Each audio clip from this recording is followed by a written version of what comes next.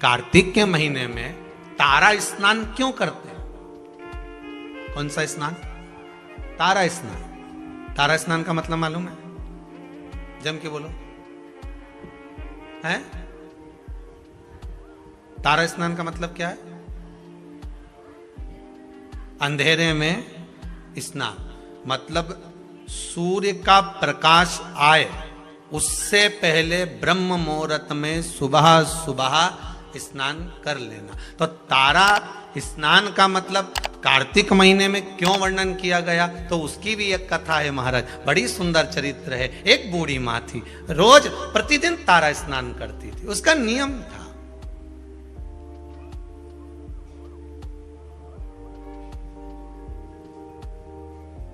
प्रतिदिन तारा स्नान करती थी।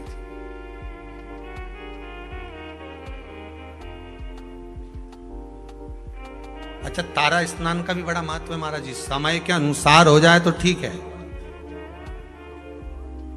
थोड़ा और रात्रि के पहुंच गई तो कथा है श्रीमद् भागवत में श्री नंदराय जी की। नंदराय जी स्नान करने चले गए यमुना जी के जल में। जाना था ब्रह्म मुहूर्त में, रात्रि के चौथे पहर में पहुंच गए। ध्यान नहीं रहा। इनने तो अपने जैसे कई बार हो जाती गलती कि नहाना ही तो है, थोड़ा और जल्दी चल चलो, और जल्दी चल चलो, और जल्दी चल चलो। तो इनने क्या करा, बोरिया बिस्तर बांधा और गई ने नर्मदा जी में आधी रात के नहा ली।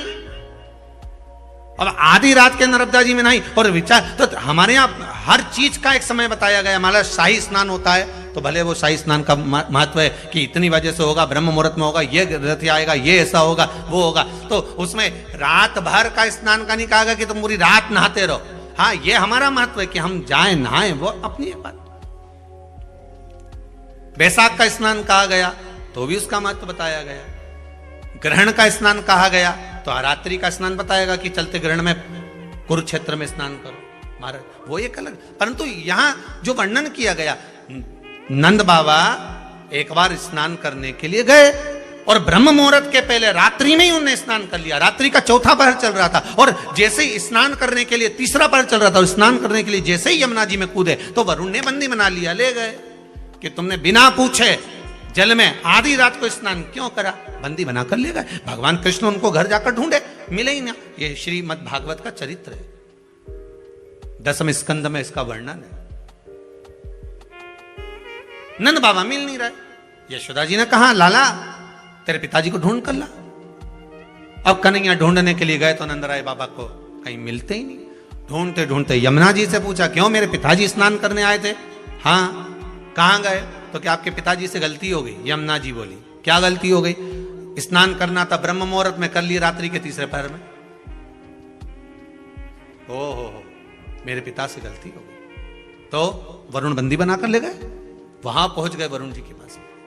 स्वामी, अभी तक वरुण भगवान कृष्ण के हाथ जोड़ते थे, आज भगवान कृष्ण ने वरुण जी के हाथ जोड़े, क्योंकि गलती हुई है मेरे पिता से।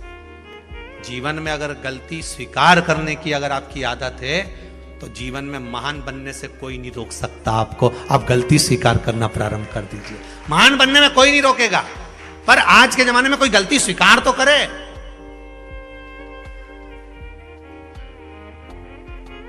करवा चौथ की पूजन कर ली कल, बोलो सही है कि गलत है? जरूरत थी करवा चौथ की पूजन करने की, करवे को लाई, पूजन करी, इकट्ठा करा, सब कुछ करा, और अभी तक वो करवा कहीं ना कहीं पड़ा होगा। जब जरूरत थी तो बीन के लिए, और फिर सास के कि क्यों रही, जरूरत पड़ी तो हेड लाई, अब पटक दिया, अब बेचारी सास उठाए। सही है कि गलत है? सब बना के रख दिया, ये सामान यहां पड़ा है, वो सामान वहां पड़ा है। अब तुम तो कहीं ने चलनी में मुंडा देखिए। अब गलत नहीं, करो पूजन करो, पाठ करो, अर्चना करो, पर जो तुमने सामान इकट्ठा करा था, करवा लाई थी, ये करा, दिया लगाया है, बाती लगाई, सारा सामान इकट्ठा करके रखा, तो सवेरे उठकर स्नान करके वो सारा सामान उठा के रख भी। फैला रहा तुमने, फैला दिया, उठाए डोकरी, और फिर डोकरी उठाए तो उसका हाथ के साथ साथ में मुंडा भी गढ़ा चले। अब बोलो सही है कि गलत बात है? अब जब हाथ चले, शरीर चले, पांव चले, तो मुंह भी चले, फिर वो चले तो भी बुरा लगना ही नहीं चाहिए। हाँ साहब गलती हो गई, मेरे को ये करवे उठाकर रखना थे, जगह पे रख के आना था, मुझे ये काम करके रखना था, सही में पूजा की थाली ऐसी कैसी रखी हुई है, मुझे सुबह से उठकर इसको संभालना था, ये करना था। पर अपनी गलती कौन स्वीकार करे? अपनी गलती को कौन देखेगा?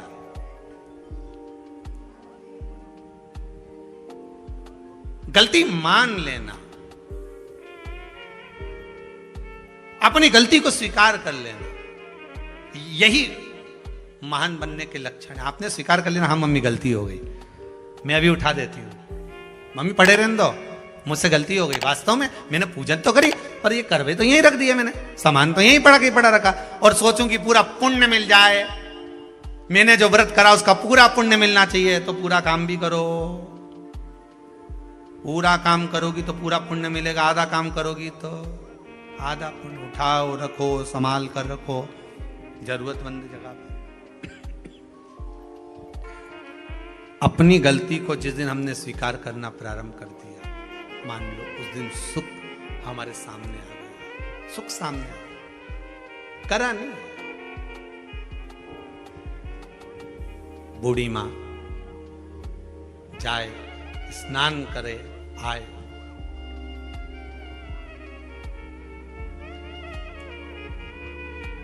तारा स्नान। कौन सा स्नान?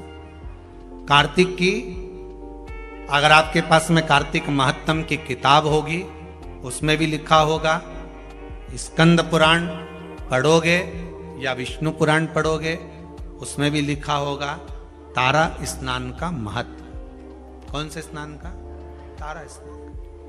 तारा स्नान का महत्व में वर्णन लिखा है ब्रह्म मुहूर्त में। आप आधी रात को अगर जा रहे हो तो उसमें वरुण देवता के सामने भगवान कृष्ण हाथ जोड़कर खड़े, गलती को स्वीकार करा कि मेरे पिता से गलती हुई है, स्नान करना था ब्रह्म मुहूर्त में, कर लिया रात्रि के तीसरे पहर में, गलती हो गई। पर इतना जरूर है, अब मेरे पिता से कभी गलती नहीं होगी, आप उनको मुझे वापस दे दीजिए। वरुण जी ने नंद बाबा को वापस दे दिया। गलती,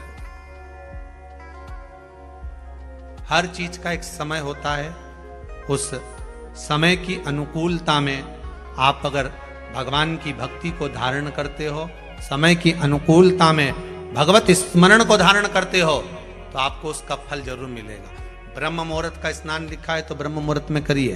तारा स्नान लिखा है कि सूर्य उगे, सूर्य प्रकाशित हो, उससे पहले आप स्नान कर लीजिए। एक बुढ़िया तारा स्नान कर लेती थी, चली जाती, तारा स्नान करती आती, मन में एक भाव जागृत हो गया, भगवान बहुत बुजुर्ग है, वो बहुत बूढ़ी है। जाती आती घर पहुंचती, भगवान भी ऐसी कृपा करते कि ये बूढ़ी मां तारा स्नान कर कर आती और भगवान इसके लिए खिचड़ी का कटोरा भरकर रख देते। एक खिचड़ी का कटोरा भरा, भगवान इसके दरवाजे पर रख देते। अब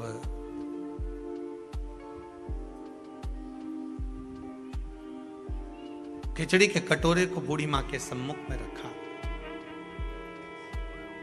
माई कटोरा उठाया, भगवान को भोग लगाती, भगवान का दिया हुआ पात्र था, उसी से पा लेती। एक दिन पड़ोसन ने विचार करा कि बड़ी विचित्र है ये बूढ़ी मां, ना जाने इसको कौन ब्रह्म मुहूर्त में खिचड़ी देकर चले जाता है और ये उसका पान कर लेती है, उसका सेवन कर लेती है। आज ये सुबह जब स्नान कर कर आएगी, पड़ोसन ने विचार करा उससे पहले मैं जाग जाऊंगी और जाग कर इसके खिचड़ी के कटोरे को उठाकर बाहर फेंकी आऊंगी। जब जब मनुष्य धर्म की ओर बढ़ता है, जब जब मनुष्य सत्कर्म की ओर बढ़ता है, जब जब मनुष्य भगवान की भक्ति की ओर बढ़ता है, भजन कीर्तन स्मरण की ओर बढ़ता है, शिव आराधना की ओर बढ़ता है, भगवत नाम की ओर बढ़ता है, तब तब दुनिया के लोग उस पर उंगली उठाना प्रारंभ कर देते हैं। मीराबाई को नहीं छोड़ा, रामकृष्ण परमहंस जी को नहीं छोड़ा, संत तुकाराम, नामदेव आदि आदि को नहीं छोड़ा, प्रहलाद ध्रुव जी को नहीं छोड़ा। पर भक्ति अगर दृढ़ी है, आपका विश्वास अगर दृढ़ी है, तो डूब नहीं सकते, यह पक्का है। विश्वास किसको कहते हैं? भरोसा किसको कहते हैं? अगर दृढ़ विश्वास है, भरोसा है और भगवान के प्रति, हाँ ये जरूर है, थोड़ी थोड़ी परीक्षा भगवान लेगा जरूर। सोने को जब तक तपाओगे नहीं, तब तक वो निखरता नहीं है।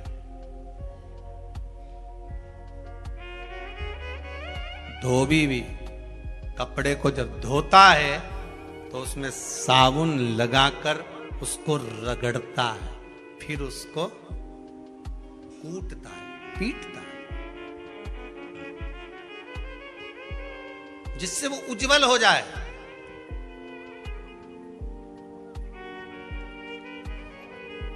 उसकी उज्जवलता उसको घसीटने पर, पीटने पर प्राप्त होती है। मीराबाई की उज्जवलता कैसे प्राप्त हुई थी? मीराबाई के लिए जहर का प्याला भेज दिया, शेर भेज दिया, सांप का पिटारा भेज दिया, उसमें उसकी उज्जवलता हो गई। फिर डरने वाली बात नहीं, फिर वो बात ध्यान रखना, कोई तालना ही बोले तो आपको लगता है कि परिवर्तन कैसे हो गया, एकदम इतना। कहां तवा सीधा, कहां तवा उल्टा। कभी कभी मन में आ जाता है कि इतना परिवर्तन हुआ कैसे, आखिर कारण क्या बन गया इतना परिवर्तन का? क्या हो गया ऐसा कि परिवर्तन मूल हो गया? कारण क्या बना? और वही क्या कारण हो सकता? मैं रोज आती थी तो मुझे खिचड़ी मिलती थी, वो खिचड़ी गई कहां? अब बूढ़ी मां को मिली नहीं। उसने नियम ले रखा था, एक नियम बनाकर रखा था कि जो भगवान मुझे प्रसाद दिए हैं मैं उसी का सेवन करूं, उसी का सेवन। आपसे भी निवेदन है, एक नियम आप भी जिंदगी में ऐसा बनाकर चलो कि मैं रोज भगवान का दर्शन करके जाऊंगा। जब तक सुबह में श्री शिवाय नमस्तुभ्यम नहीं बोल लूं 5 बार, 7 बार, 11 बार, तब तक मैं चाय नहीं पीऊंगा। भले बासे में बोलूं पर बोलूंगा, भले बासे में बोलूं पर बोलूंगा। श्री शिवाय नमस्तुभ्यम अगर भोजन करूंगा तब मैं श्री शिवाय नमस्तुभ्यम जरूर बोलूं। एक नियम कोई सा भी बना लो, उठूंगा तो बोलूंगा, या भोजन करूंगा तब बोलूंगा, या मैं स्मरण करूंगा भगवान के कोई भी कार्य के लिए जाऊंगा तो मैं श्री शिवाय नमस्तुभ्यम या पंचाक्षर मंत्र ओम नमः शिवाय, राम कृष्ण जो तुम्हारी मर्जी पड़े वो बोलूंगा, बोलूंगा जरूर।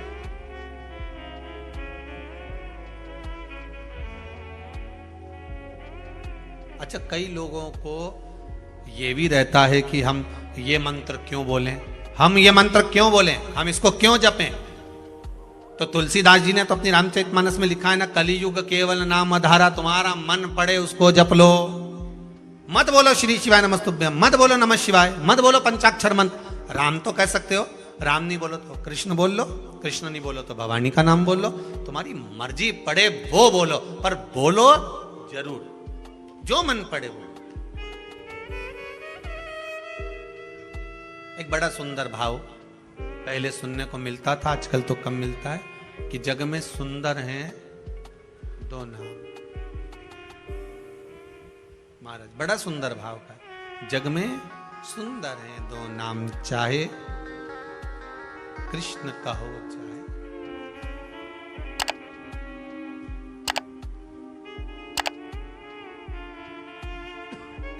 बड़ा भाव सुन, बोलो राम राम राम बोलो राम।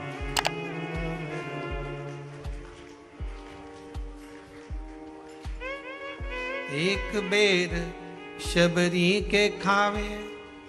महाराज एक शबरी के दरवाजे पर जाकर बेर खा लेता है, और एक कहीं कुब्जा के पास, कहीं मीरा के पास, कहीं कर्मा के पास पहुंच जाता है। भाव की शुद्धता हो, आपकी मर्जी पड़े जिसे भज लो, पर भज लो।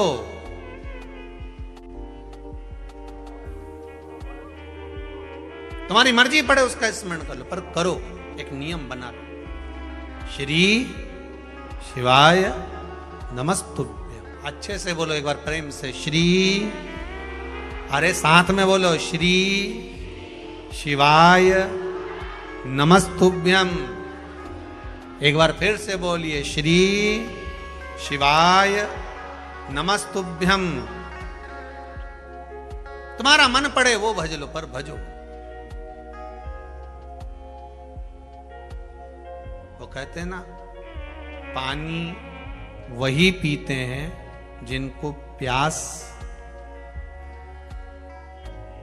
लगती है, शिव का नाम वही लेते हैं जिनको विश्वास लगती है।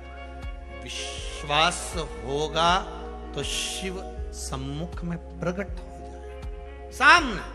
कितने कितने पत्र आप लोग भेजो, सब विश्वास के ही पत्र हैं सारे। अगर पढ़ें सारे विश्वास के पत्र मिलेंगे। एक एक पत्र में आपका विश्वास जुड़ा हुआ है, एक एक पत्र में केवल विश्वास, केवल आपका भरोसा है, और उसके सिवाय कुछ।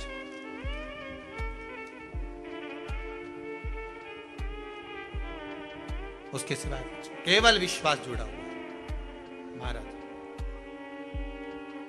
मैं आती थी, मुझे खिचड़ी मिलती थी, पर अब खिचड़ी नहीं मिल रही। अब वो खिचड़ी ना जाने कहां चली गई, किसने फेंक दी उसे, कहां गई वो। खिचड़ी का पात्र ढूंढ रही है, पर मिल नहीं रहा। ढूंढा गया, मिला नहीं। जब मिला नहीं, आज भूखी रह गई। उसने नियम बनाया था, जो भगवान मुझे भोग देगा वही मैं पाऊंगा। कार्तिक महीने का एक नियम बना लो आप भी, कोई सा भी एक नियम। शाम के समय पर दिया लगाऊंगी मैं, बेलपत्री के पेड़ के नीचे, पीपल के वृक्ष के नीचे, या आंवले के वृक्ष के नीचे। वहां लगाने नहीं जा सकी तो अपने दरवाजे के बाहर लगाऊंगी, तुलसी के क्यारे में लगाऊंगी। ये भी नहीं कर सकती, परिंदे पर दिया लगाऊंगी, जहां पानी का मटका हो, हंडा हो, वहां लगा दो। ये भी नहीं कर सकती तो पूरे कार्तिक के महीने में दरवाजे पर मैं पानी छीटूंगी। इतना तो बना सकते हो कि अपने घर के दरवाजे पर मैं पानी छीट दूंगी, द्वार पर जल का छींटा कर दूंगा।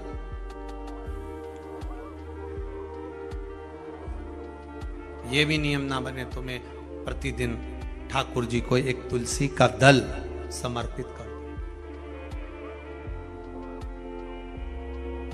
तुलसी का दल। किसी भी महीने के अंतर्गत प्रसंग में आपने नहीं सुना होगा कि भगवान विष्णु और भगवान शंकर का मिलन हुआ, पर कार्तिक महीने की बैकुंठ चतुर्दशी का दिन एक ऐसा होता है जिस दिन शंकर और शिव, शंकर भगवान और भगवान विष्णु का मिलन होता है। एक बात आपको पहले भी कही, सारी दुनिया की दिवाली देखना और उज्जैन महाकाल के उस पावन नगरी में हरिहर मिलन देखना। कहां पर? जम के बोलिए जरा। उज्जैन महाकाल की नगरी में हरिहर मिलन देखना। सारी दुनिया में जितने, पूरी पृथ्वी पर जितने फटाके दिवाली पर छूटते होंगे, उतने फटाके उज्जैन नगरी में हरिहर मिलन के दिन छूटते होंगे। उतने फटाके कि आज शंकर और भगवान हरि का, मेरे ठाकुर का, मेरे राम का, मेरे कृष्ण का, मेरे गोपाल का मिलन हो रहा है। आज महाकाल राजा मेरे भगवान नारायण से मिलने के लिए आए हैं। और एक बात और अच्छे से कह दें, जितने फटाके दीपावली पर छूटते होंगे उतने फटाके उससे ज्यादा भगवान शंकर और नारायण के मिलन पर छूटते हैं वैकुंठ चतुर्दशी पर। और जितने फटाके वैकुंठ चतुर्दशी पर उज्जैन महाकाल की नगरी में गोपाल जी और महाकाल के मिलन पर छूटते होंगे, उससे ज्यादा फटाका जिस दिन भक्त और भगवान मिलता होगा उतने छूटते होंगे। उससे ज्यादा फटाके तब छूटते हैं जब एक भक्त का मिलन भगवान से होता है। एक निर्मल मन का जीव जब परमात्मा से मिलन करने के लिए जाता है।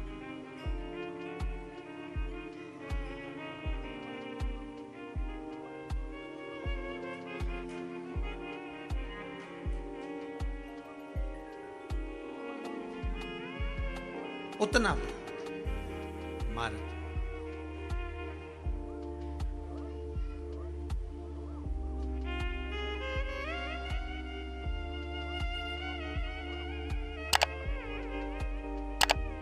अगर भोले मेरा घर काशी बना देते तो क्या,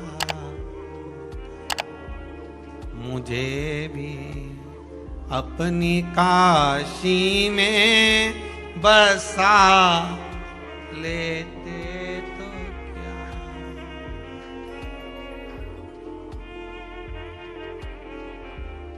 हे शंभु,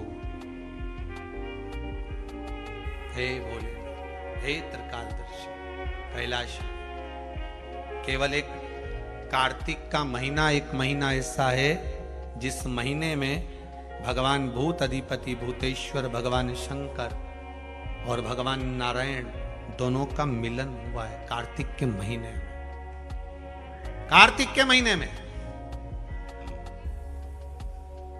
इसलिए भगवान सारे महीनों में सबसे ज्यादा प्रियता महीना कौन सा है? बोलिए जरा। कार्तिक का महीना भगवान नारायण को अति प्रिय, अति प्रिय। कोई एक नियम धारण, बूढ़ी माँ ने नियम बना लिया, मैं खिचड़ी मिलेगी पाऊंगी, आज भूखी रह गई। जो खिचड़ी फेंकी थी पीछे भूखी, वो ढूंढ रही है कहां। प्रभु की कृपा देखिए कितनी विचित्र है। कार्तिक महीने में किया गया दान, कार्तिक महीने में किया गया पुण्य, कार्तिक महीने में किया गया सत्कर्म, कार्तिक महीने में, इसीलिए कार्तिक के महीने में गोपाष्टमी आती है, इसलिए कार्तिक के महीने में अन्नकूट महोत्सव होता है, इसलिए कार्तिक महीने में दीपदान का महत्व होता है। कार्तिक के महीने में दान पुण्य की मात्रा बढ़ जाती है, दान की मात्रा बढ़ जाती है, पुण्य की मात्रा बढ़ जाती है, सत्कर्म की मात्रा बढ़ जाती है, भजन की मात्रा बढ़ जाती है। और दोनों यजमानों को बहुत बहुत धन्यवाद कि आप कार्तिक के महीने में कार्तिक महत्तम शिव महापुराण की कथा जनमानस को श्रवण करा रहे हैं। पूरा विश्व सुन रहा है इस पावन कथा को 2 बजे से 5 बजे तक।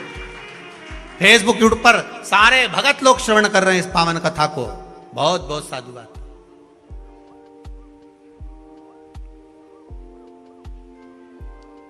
और हम तो आप सबसे निवेदन करेंगे, आप अगर कुबेरेश्वर धाम में आए हो तो प्रयास करा करो कि कार्तिक महीने में जो आंवले के वृक्ष हैं कुबेरेश्वर धाम के, इनके नीचे एक दीपदान हो जाए।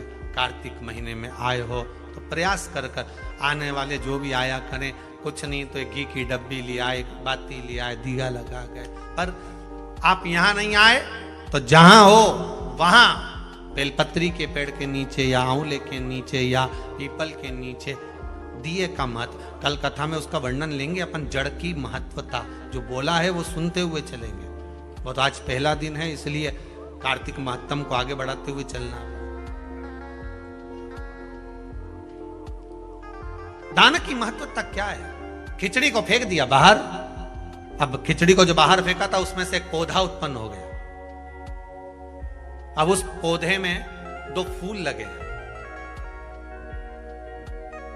अभी आपको कथा में कहा था जो हमने डाला है, बोया है, वो मिलेगा जरूर, उसका फल जरूर मिलता है। जो आप भजन कर रहे हो, कथा सुन रहे हो, स्मरण कर रहे हो, मंत्र जाप कर रहे हो, नाम जाप कर रहे हो, उसका फल मिलेगा जरूर। उसका फल प्राप्त जरूर होगा। अब ये माता जी ने बोला खरगोन वाली ने कि हमने तो केवल कथा सुनी थी। एक माता जी बोली कि हम तो केवल आए थे नवरात्रि की पहले दिन, और क्यों ना मिले? अगर आपने दिल से श्रवण करा है, भाव से श्रवण करा है, तो क्यों ना दे? तेरे दरबार की बाबा निराली शान देखी है, तुझे देते नहीं देखा, पर झोली भरी देखी है। ये झोली अगर भरी है तो उसी ने ही तो भरी है। बस दिल से कहकर जाना, दिल से कहकर, शंभु शरणे पड़ी, मांगू घड़ी रे घड़ी, दुख काटो दया करी न दर्शन। हे बाबा, दुख भारी है, समस्या बड़ी बहुत विकट है, पर मैं जानती हूं कि मेरा शंभु मेरे निकट है। बहुत कष्ट है इस जीवन में, बहुत कष्ट। संसार में आयो तो समस्या जरूर होगी। अगर पृथ्वी पर जन्म लिया है तो हर व्यक्ति के जीवन में समस्या रहेगी। पर पृथ्वी पर जन्म लिया है तो जैसे हर व्यक्ति के जीवन में समस्या है, उसी तरह हर समस्या का हल भी देव अधिदेव महादेव है। हर समस्या का हल शंकर शिव है, औगड़दानी, त्रिकालदर्शी, कैलाशी, अविनाशी। हर समस्या। महाराज, 2 फूल लग गए। उस फूल को वहां का राजा निकल कर जा रहा था, बड़े सुंदर फूल दिखे उसको। 2 फूल कितने अच्छे लगे। अपने रथ को रुकवाया, जाओ दोनों फूल तोड़ कर लाओ। फूल तोड़ कर ला। राजा के घर में संतान नहीं थी, एक भी औलाद नहीं थी, कई वर्ष निकल गए थे। 2 फूल लाए, वो फूल राजा लेकर गए, अपनी रानी को दिया। शादी के 34 वर्ष हो गए थे, पर संतान नहीं थी। कभी कभी आश्चर्य होता है, कहीं कहीं पहाड़ों पर जाकर देखा तो पत्थर में भी वृक्ष लग रहा है, पत्थर में भी फूल खिल रहा है, पत्थर में भी पौधा लगा है। अब सोचने वाली बात है कि पत्थर है, चारों तरफ कहीं मिट्टी नहीं दिख रही, तो इसमें पौधा कहां से आ गया? आपने भी तो देखा होगा, पत्थर में पौधा है। मतलब यह पक्का है कि इस पत्थर के अंदर कहीं ना कहीं कोई भाग अंकुरित हुआ है। उसी तरह आपके जीवन में भी पत्थर ही पत्थर लिखे होंगे, तो भी शिव रूपी बीज अगर दिल में आ गया तो पौधा जरूर लगेगा। यह पक्का है, पौधा लगेगा। आए हो ना आस लेकर, विश्वास लेकर पहुंचे हो ना कुबेरेश्वर धाम, और जो नहीं आए वो टीवी पर विश्वास लेकर कथा सुन रहे हैं, मोबाइल पर सुन रहे हैं, फेसबुक यूट्यूब पर सुन रहे हैं, विश्वास लेकर सुन रहे हो ना, तो ये पक्का है चारों तरफ पत्थर भले हो, जीवन में दुख भले भले हो, कितना भी दुख लिखा हो, पर अगर शंकर की कथा का एक बीज अपने भीतर अंकुरित हो गया है तो पौधा लगेगा। पत्थर पर भी छाए हो जाएगी, पत्थर पर भी छांव होगी।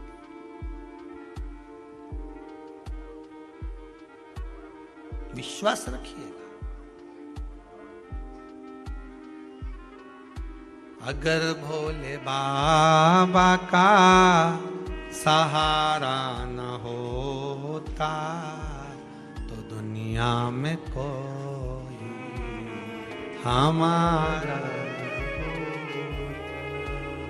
अगर भोले बाबा का सहारा न होता तो दुनिया में कोई।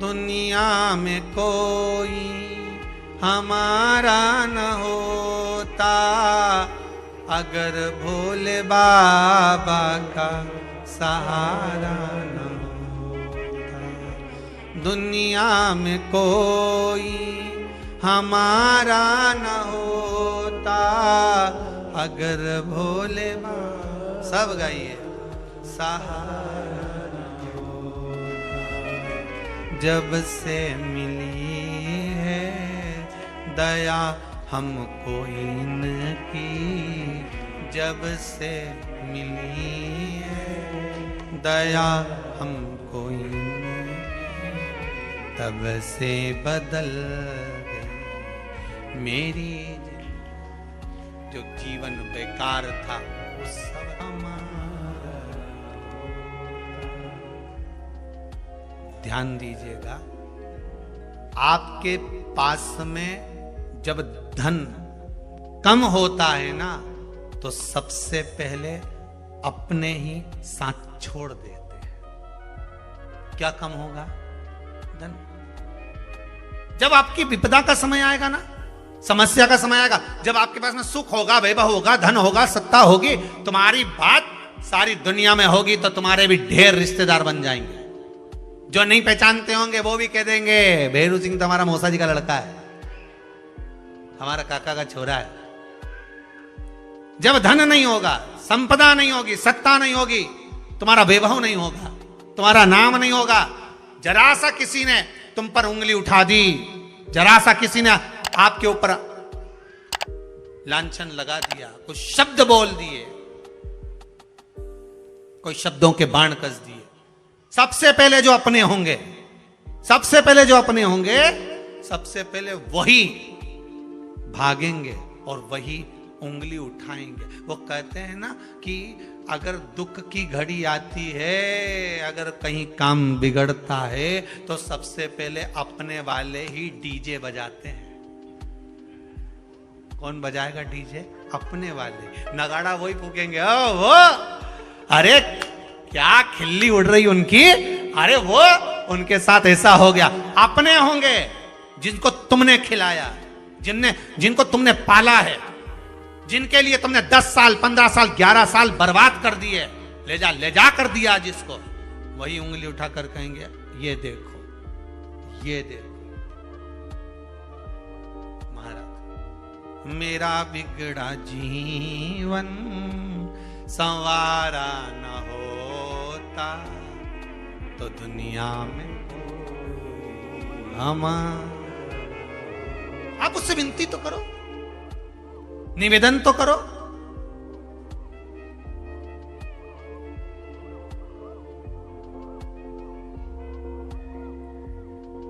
और आप अगर भाव रखकर आए हो, विश्वास रखकर आए हो, तो भगवान क्यों ना कृपा करेगा, क्यों ना कृपा करेगा।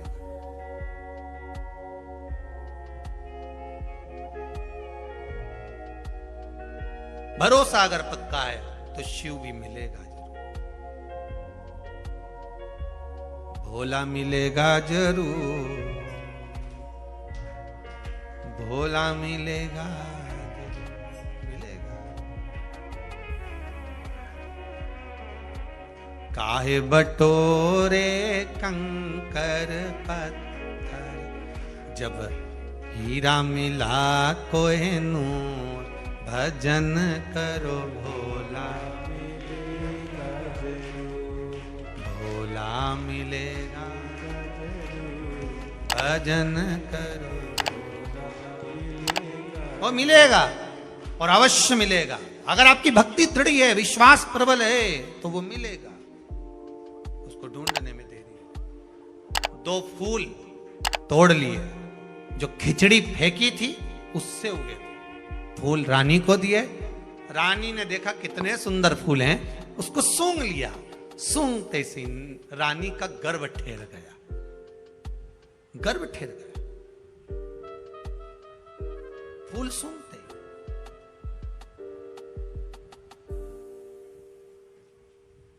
गर्व ठेरा। समय आने पर 2 बेटे हो गए। कितने पुत्र हुए? समय आने पर 2 पुत्र हो गए, 2 बेटे हुए। अब वो दोनों बेटे राजभवन से निकलकर रोज जाते, जन्म लिया उस दिन से लेकर राजभवन में आज तक बेटों ने कभी जुबान नहीं खोली। 15-15 साल के हो गए पर बेटे बोल नहीं पाते थे। निपट गूंगे कहते थे लोग इनको, कि बोलते नहीं है, गूंगे। ये दोनों बेटे वन में गए मृगा करने के लिए, हिरण मारने के लिए, कोई जीव को मारने के लिए मृगा। वहीं पर बुढ़िया बैठी थी। जिस दिन से कार्तिक का महीना पूरा निकल गया था, उसके बाद भी उसकी वो खिचड़ी भूल नहीं पाई थी कि मेरी एक दिन की खिचड़ी और मेरा कटोरा कहाँ गया, कहाँ गई खिचड़ी, कहाँ गया कटोरा। दोनों बालक जाते जाते बोले, ये रही खिचड़ी, ये रही कटोरा, कहाँ गई।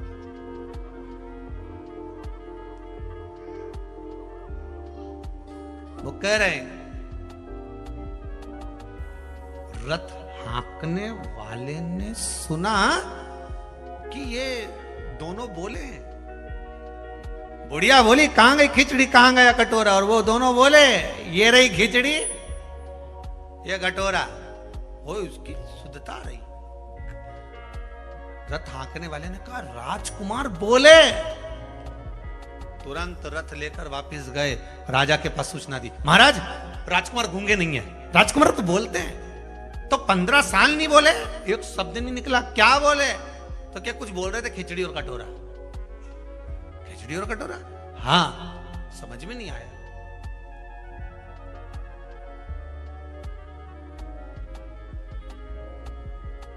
कितना भी सत्य को छुपाया पर सामने आ गया। सत्य छुपता है नहीं, लाख ताले लगा लो, कितना भी छुपा लो, पर सत्य तो प्रकट हो ही जाता है, सत्य प्रकटेगा। राजा ने कहा, ऐसा हो ही नहीं सकता। फिर बेटों से बुलवाया, कुछ बोलो, नहीं, कुछ बोलो, नहीं, नहीं बोले, कुछ नहीं बोले। तब दूसरे दिन फिर निकले राजकुमार। आज राजा रथ के पीछे पीछे चला घोड़े पर, राजकुमार आगे आगे चले। बुढ़िया फिर मिल गई, कहां गई खिचड़ी, कहां गए कटोरा। दोनों राजकुमार फिर रथ को रुकवा कर बोले, ये रही खिचड़ी, ये रहा कटोरा। राजा ने सुन लिया, राजकुमारों को नीचे उतारा, बूढ़ी माँ के पास गए। माँ, ये बताओ, ये खिचड़ी और कटोरा क्यों पूछ रही है, और मेरे बेटे बोल रहे हैं खिचड़ी और कटोरा, तू क्यों बोल रही है? बूढ़ी माँ ने कहा, मैं जब कार्तिक का स्नान करती थी, तारा स्नान करती थी, तब मेरे भगवान ने वचन दिया था मुझको कि तू नियम बना, तेरे भरण पोषण की जवाबदारी मेरी है।